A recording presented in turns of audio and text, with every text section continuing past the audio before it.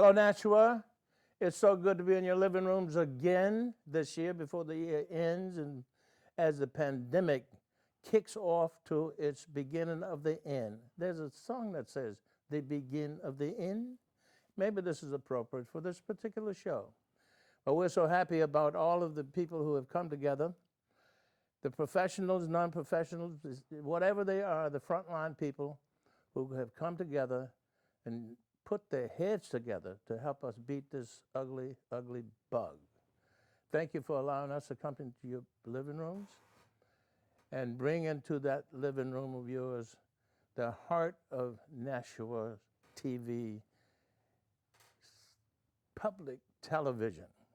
I say the heart of it because there are a couple of guys who we don't mention a lot behind the scenes. They call Dick and Dan. Some people call them Donut, Dunkin' Donut. That's D&D, I believe, isn't it? Maybe, I'm not sure. But they are behind the scenes. They work so hard to bring into your living room, your lives, some of the things that make Nashua the shining city on a hill just outside of Boston. Now, I'm not going to talk about that a lot today, and I've been doing this for 2 years. Every time I get to you, I have the finest opportunity in the world to just change it a little bit because everything changes. There's a thing that says change is the only thing that is changing, and it is constant, and it's constantly changing. I have the pleasure today to bring to you, I think, a huge strength for Nashua and for New Hampshire and for our world.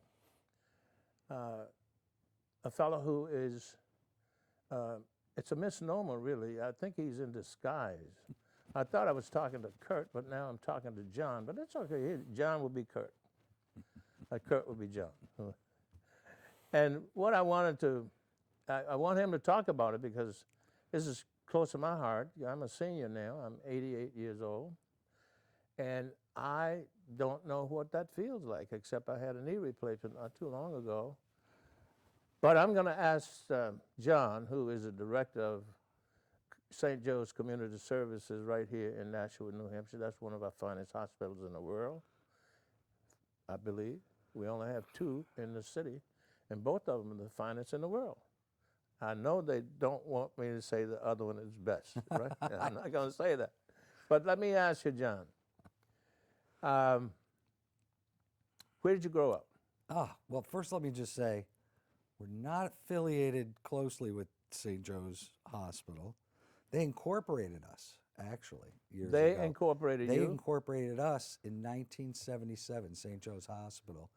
And our relationship with them is once a year, they have to approve our slate of board of directors. And who's on your board of directors? Oh, we've got 12 board members. We've got some very prominent people on our board of directors. How diverse is your board? It is as diverse as New Hampshire, maybe a little bit more. Could be more diverse. So well, you know how diverse New Hampshire is. It's not diverse at all. Yeah, it's. Do you think you would be stronger if you were? Yeah, I think so, of course. Well, when are you going to make that move? We're making it. We have one person of color on our board right now. It doesn't have to be of color. No, I know. You know, And we don't respect color, gender, race, creed, and color. Religion doesn't in politics, doesn't ride well in this show. Like to have somebody with a disability, somebody. We have seniors on our board, which is good because we're. What about people who are teenagers? We have young people on our board. Yeah. We have 2 young volunteers on our board. Okay. So I think I guess you could say we're pretty diverse. Okay. In that respect. So it has nothing to do with, it does in some parlance. Yeah. But in my opinion, if we are in this business to become better Americans, better human beings, we disregard with color, creed, race, religion, all that kind of stuff, because that's man-made stuff. Yeah, it's good. Okay. Now, where'd you grow up? I grew up in Norwalk, Connecticut. No. Fairfield County. It was an interesting place to grow up. And so and actually, I remember in first grade was when they first did busing. And across from Norwalk, on the other side of Norwalk, which I'd never been to at that young age, were folks who were black or Black? African American, African American? colored. Oh, color. We were laughing before this. You I, know? I got this permanent smile on my face because But of the- because right now, if you ask 100 people who happen not to be Caucasian, yeah. what are you? Some of them would say African American, some would say colored, some would say Negroes, and some would say blacks. Yeah. And who's right? I don't know. But let me tell you the story. And so it was my first experience with busing, and that was impactful. And as a matter of fact, one of the kids who came into my first grade class, I just got in contact with, who runs a big staffing company now. I think it's a New England chain, and some really interesting experience. But grew up in Norwalk, and it was. I would say it was kind of a tough town, not as tough as New York City or some other places, but it was kind of tough growing up there. What did you learn when you were? When I was there? Yeah. Well, I learned that family was important. I learned about community in the way that I think we've lost community these days. You know, back in the day when, we didn't have cell phones and 1,000 channels on TV and the internet. My parents had parties every week. They had company over, and I became really close with a lot of my neighbors. It's like we brought each other up. What was your high school name? The high school name? Yeah. Norwalk High School. You play a sport? I played sports. What did you play? I played football. Were you tough? I was, you know what? I wasn't physically tough. I was mentally tough. Okay. Yeah. They wouldn't let me into track because I smoked and I had long hair. Yeah. So I used to go wait for the track guys What to run position around. did you play, John? In football? Yeah. Oh, I played guard. I played linebacker. Yeah, You're tough. You were tough. Yeah. Well, it was fun. Who did you honor in your growing up in high school? That's Who so was tough. your? It could have been your family member. It could be your father, or somebody you honored. Who did you want to be like? Yeah. Well, I'd always want to be like my dad, and I think I have honored him in that respect over the years. He moved up from Norwalk after I moved up here, and he was school principal Wow. here at Fairgrounds Elementary and Mount Pleasant. He was principal. I think he was well liked. I think he addressed a lot of issues in a very compassionate way, and I've always looked up to him. I've always. I had a good friend, Dr. Don Wood, who lived in Fairfield, Connecticut, and he was a physician for General Motors in New York No City. kidding. Yeah, and I used to stop at his house when I handled a hospital business, because he had a tennis court in Fairfield at exit 21, I think, something like that. Yeah, that's about right. Yeah. Yeah. And he had a tennis court. So when I was working at the VA hospital, selling equipment, demonstrating decubitus, anti-decubitus beds and thrombo guards and hypothermia stuff, I would stop and take a break, and we'd hit a few balls Yeah. in Fairfield, Connecticut. That's really cool. Now, you went to school there. And let me ask you this, John. Right now, you are involved in aging, the aging group. Yeah. How did you get involved in this senior stuff? Yeah. I kind of. You went to college where? I went to college at Springfield College. Springfield College. Yeah, and Okay. the School of Human Services, no longer there, but it was, they had a school in Manchester on Commercial Street. So what I'm sort of getting at such a young age and a tough brute that you were. Oh, I can tell you how I got involved. Okay. There's a backstory to this. So when I was in high school, it's probably about 15 and 16, my mom's a teacher, my dad's a principal, and I'm ready to drop out of school. I'm getting into trouble.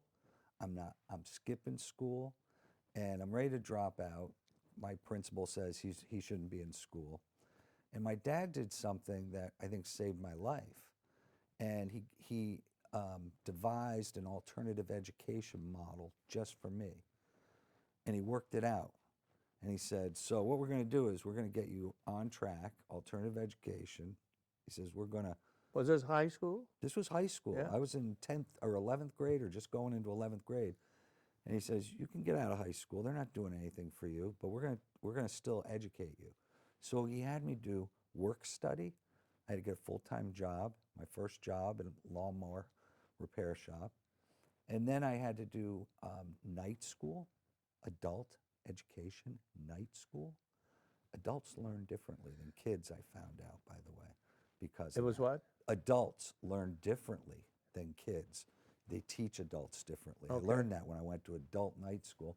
And I had to go to summer classes. And then I had to do volunteer career education. And I volunteered in a sheltered workshop serving people with disabilities. I was 16 years old. And they put me in a maintenance crew, and they gave me some folks to work with, and it was humbling. And it changed me forever. It was a nonprofit. And the guy I worked for at that nonprofit was an old Army sergeant named Charlie Moore. And Charlie Moore, he was a tough son of a gun boy, but he had a big heart. And he said, I'm going to teach you the ways of the world. And he did.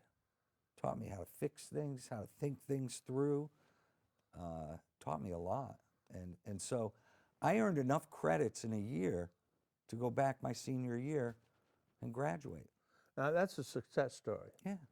And I ask you that because at about that time, this country was turning up the age. Statistically, I think men were dying around 75 or 80, maybe. That was statistically, if you're born, you should be gone about 75 or 80. That was then. I don't know what it is now. Well, you know, I have to say, back then it was more like 70. Okay. And, you know, now it's like closer to 80.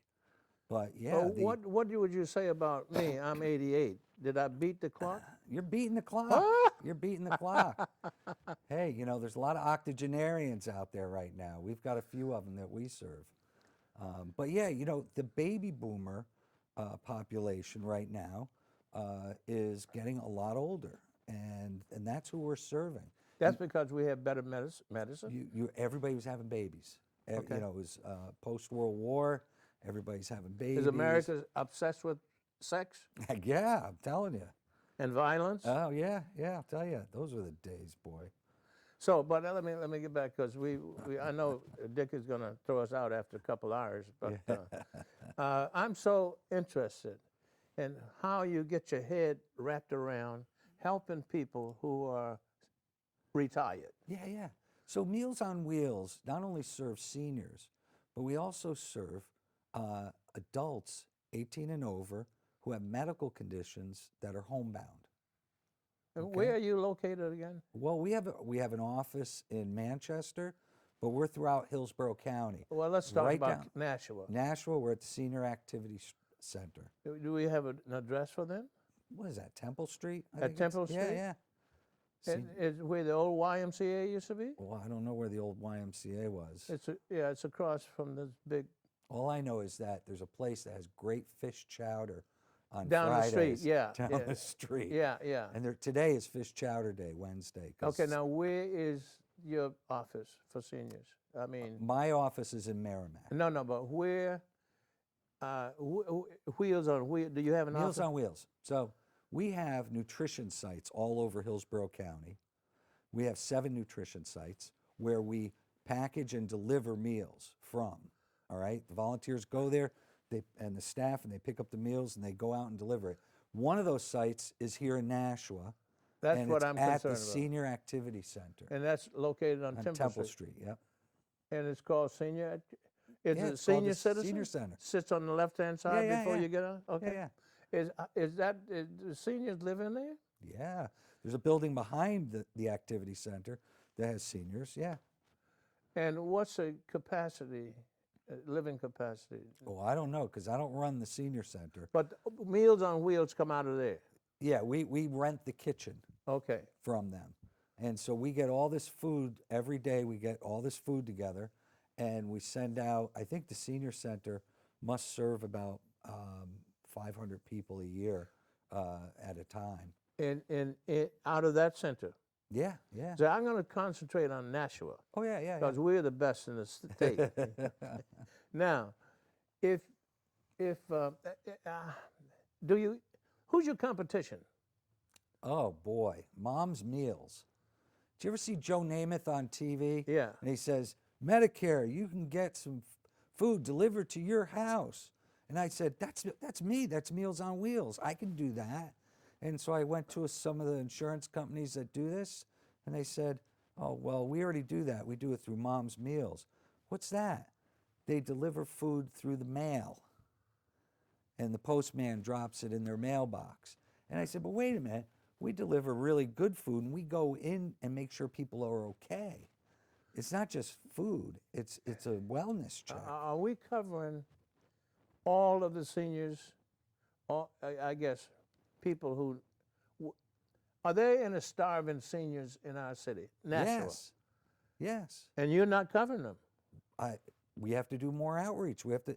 There's some barriers to people wanting to get this. Some people have too much pride. Does Mayor Jim Donches know this? I think everybody knows there are I starving didn't know it. people. You didn't know that? No, because I want to do. I don't like that. Yeah, I don't like No. it either. It's So- terrible. So I want to do something about it. Yeah. And you're the chief. Yep. What can we do about it? We got to do more outreach. We got to talk to people about it's okay to accept Meals on Wheels. It's not welfare. I mean, can if I knew someone, do they have to meet a certain poverty level, income level? You know, there's lots of different funding sources. I wouldn't have people worry about being at poverty level. It's basically if you are food insecure, meaning there are times when you don't know where your next meal's coming from. Now, And- hold it, John. Yeah. If we have people in the city of Nashua, we got about 90,000 people. Yeah. What percentage of those people are seniors and are on Meals on Wheels from your place? We, at any given point in Nashua, we have about 380 people who are on Meals on Wheels Every day? every day. We serve. If I were to volunteer yeah, yeah. for your organization, and I found that Chris was 90 years old Yeah. and in a wheelchair. Yeah. And I said, Chris, what are you going to eat today? And he says, Harvey, I'm not really sure. I said, well, I could get you some. How would I go about coming to your place, signing him up, and taking him 3 meals a day or one? You can get 3 meals a day. You can get them 7 days a week. But I would have to come to your place to get it. Sometimes. Depends. So let me just say this. There are some people who are homebound. They don't have transportation. Yeah. So they can't come get us food. So we'll do home delivery of meals. How do you get to those people? We have volunteers and we have staff that will pick up the food and bring it to them. But you I gotta, don't mean you gotta that, John. call us. How do you get the list of homebound people? You just call us. If you want Meals on But Wheels. let's say we don't know that because seniors may be reticent about picking up the phone to call anybody. Exactly. Exactly. So we're trying to do more outreach. That's why I'm here doing your show, Harvey. Well, thank I you wanna very do much. outreach. We finally got to that point. Yeah, great. I want to do more outreach to people because I believe that there are barriers to accepting Meals on Wheels. And I think some of those barriers we want to confront. Like, for instance, are there seniors out there who are food insecure who eat kosher? And maybe we're not providing kosher foods. If we provide kosher foods, would they accept it? Are there foods that are more culturally appropriate that we could serve? You know what I mean? So one of the things I'm doing, Harvey, and I want to tell you this because it's very important, we recognize out there that there are restaurants that are doing horribly through this pandemic. Lots of my personal friend of mine, Terry Wade, who runs City Room Cafe here, they're closed down now because of this pandemic. It's horrible. So I'm reaching out to all the restaurants to form partnerships, restaurants and caterers, to help us do grab-and-go meals for those people who want to drive up to, say, the senior center. So we've got one caterer They're called Soul Sisters. I don't know if you ever heard of Soul Sisters, but she's a great gal. She just started this week doing grab-and-go meals for us, and we get funded. So she comes down to the Temple place Yep. and pick up some food, and she has a list of people to deliver it to. No, better than that. She has a catering company that is suffering because of this pandemic.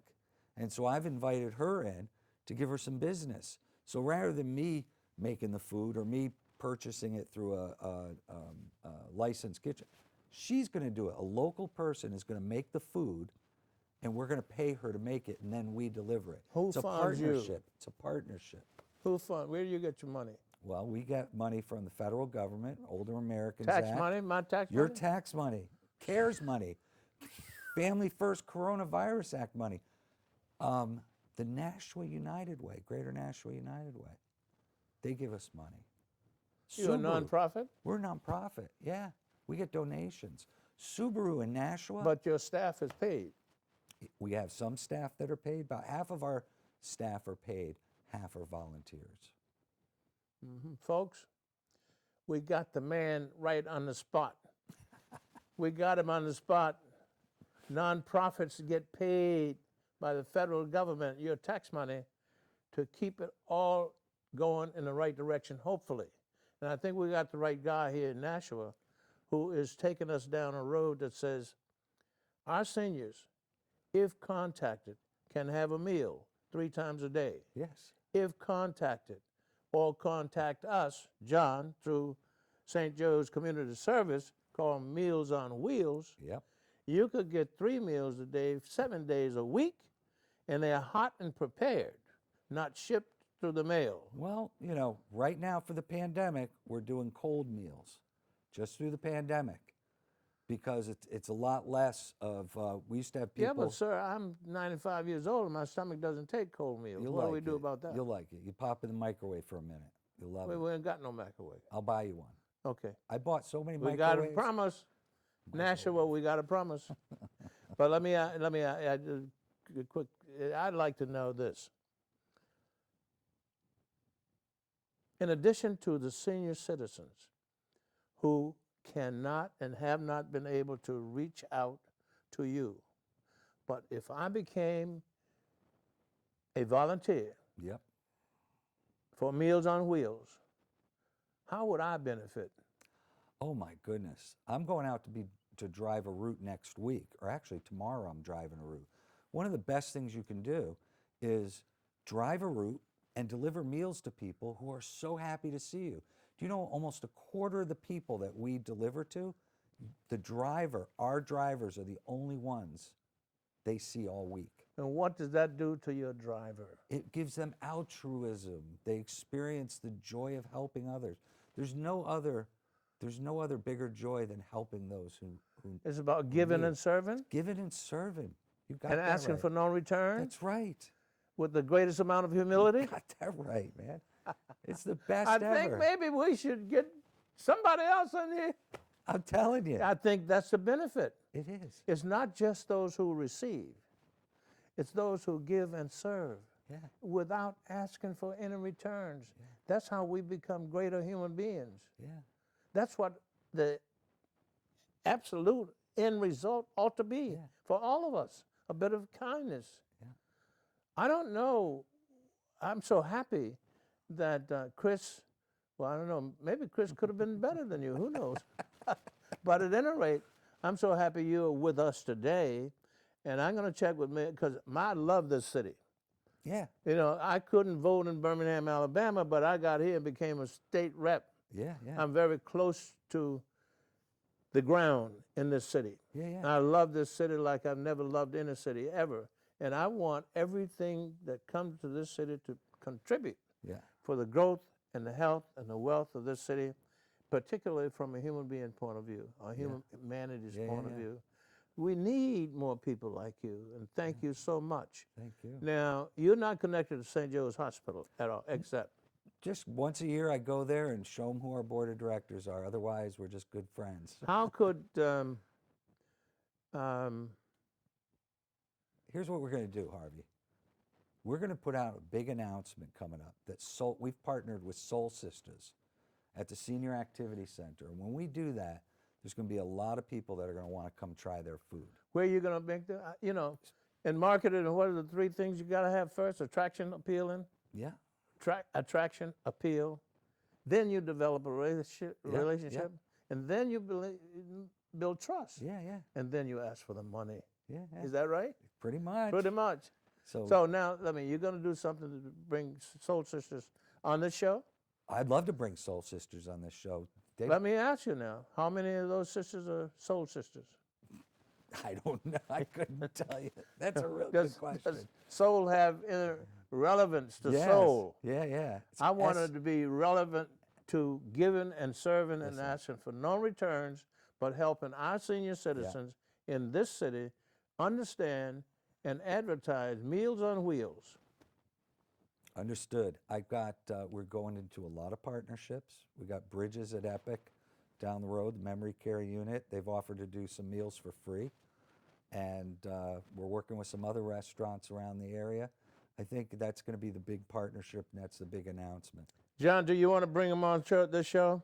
I do. I'd love to. I'm going to humbly ask my managers, the people, Dick and Dan. Yeah. I think they may say yes. Yeah. Let me say this to you. Thank you so much from the bottom of my heart for bringing this fantastic message to the city of Nashua, and especially to people who are over age, let's say in the retirement age, and who don't see anybody in weeks and days. And the person who really benefits the most are the people who serve those people. They're called servers of Meals on Wheels. Yep. Sir, thank you so much for coming to us, and thank our managers who make this thing go out around the world. Thank you. Again, thank you, sir. Thank you, Harvey. God bless you.